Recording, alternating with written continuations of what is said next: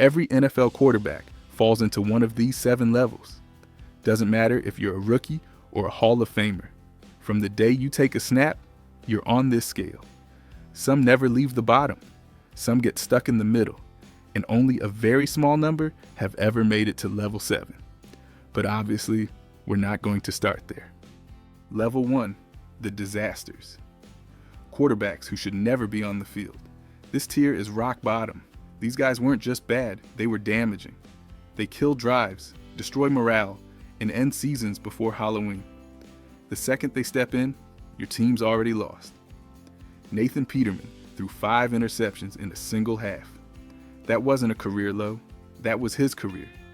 Jamarcus Russell stole $61 million, showed up out of shape, and once turned in a blank DVD to coaches, claiming he watched blitz tape. Will Levis got hyped as Tennessee's future. Instead, he became a walking meme. Bad reads. Worse decisions. The Titans gave up before week 6. They don't progress. They don't win. They barely function. Level 1 quarterbacks aren't backups or projects. They're unwatchable. If you're starting one, your season's already dead. Level 2, the backups. They're technically NFL quarterbacks, but only just. Level 2 guys look the part. Strong arms, NFL jerseys, highlight clips. But the second you ask them to carry a team, everything breaks. They're not starters. They're placeholders. Mitch Trubisky was drafted 2nd overall. Now he makes $7 million a year to hold a clipboard in Buffalo. He might play 1 game a year, if that. Jameis Winston once threw 30 touchdowns and 30 interceptions. The talent's real, so are the turnovers. Russell Wilson, post-Seahawks, became unrecognizable. Confused teammates. Awkward leadership.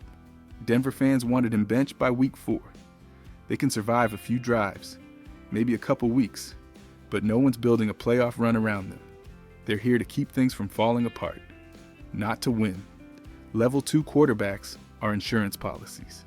Expensive, replaceable, and barely usable when it counts. Level 3, the mid-starters. Good enough to start, not good enough to scare anyone. These quarterbacks look solid on paper, decent stats, some highlight plays. But when it matters, they fold. They're the kings of NFL purgatory. Too good to bench, not good enough to trust. Tua Tagovailoa racks up stats with Tyreek and Waddle, but when the pressure hits, he disappears. 0 playoff wins in 4 years. Kyler Murray has elite speed and arm talent, but 7 years in, he's barely improved. 1 playoff appearance, 0 growth. Joe Flacco, before 2012, was the perfect example. Steady, safe, forgettable. He won games, but no one feared him. These guys won't ruin your team, but they won't elevate it either. They'll win you 8 or 9 games, maybe sneak into a wild card, then vanish in January. Level 3 quarterbacks give your fan base hoping, and then trap you in the middle forever. Level 4, the system winners. Talented quarterbacks who win, but only in perfect conditions.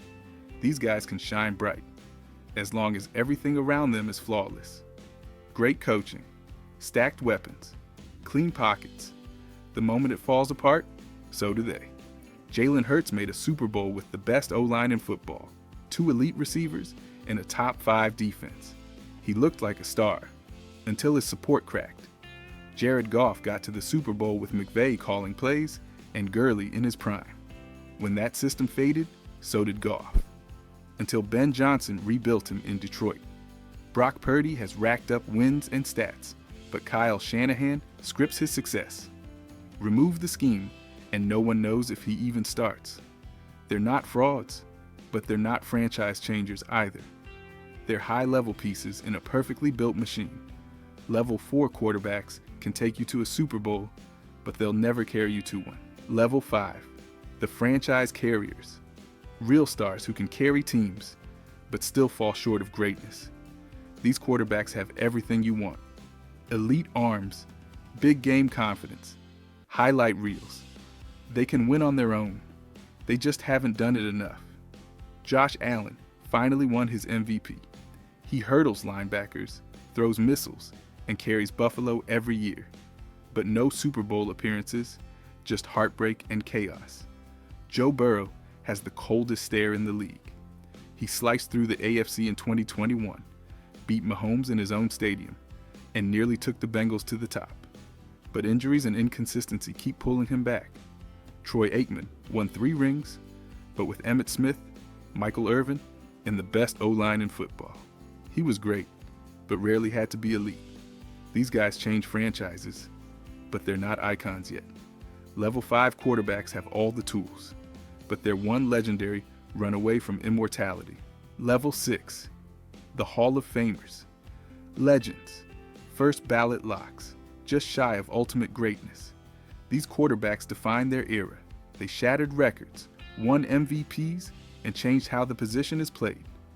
But there's one thing they all have in common. They came up just short of mastery. Aaron Rodgers might be the most gifted thrower of all time. 4 MVPs. Unreal accuracy.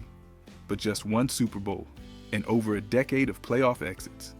Drew Brees owns a mountain of records. 80,000 plus passing yards. 571 touchdowns. But just 1 ring and a postseason resume that fades after 2009. Lamar Jackson is rewriting what a quarterback can be. 2 MVPs, a 1,000-yard rushing season, twice. But he hasn't been to a Super Bowl, and critics still doubt his playoff game. These guys have gold jackets waiting, but one flaw, longevity, rings, or timing, kept them from the top. Level 6 quarterbacks are legends, but there's one more level only a few ever reach. Level 7, the Masters, the final level, quarterback perfection. Only 3 men have ever reached this tier. They didn't just win, they rewrote football. They had everything: numbers, rings, clutch gene, IQ, leadership. They were more than elite. They were inevitable. Tom Brady is the greatest winner the NFL has ever seen. 7 rings, 5 Super Bowl MVPs, and played until 45 without slowing down. Coldest closer in sports history. Peyton Manning was a pre-snap genius. 5 MVPs, 4 Super Bowl appearances. He made average receivers look elite and entire defenses look lost. Joe Montana was 4-0 in Super Bowls with 0 interceptions. In the clutch, he was flawless. Bill Walsh built the system, but Montana made it unstoppable. These QBs didn't need help. They were the system. Coaches trusted them more than coordinators. Teammates followed. Opponents folded. Level 7 quarterbacks are more than Hall of Famers. They're football's final form.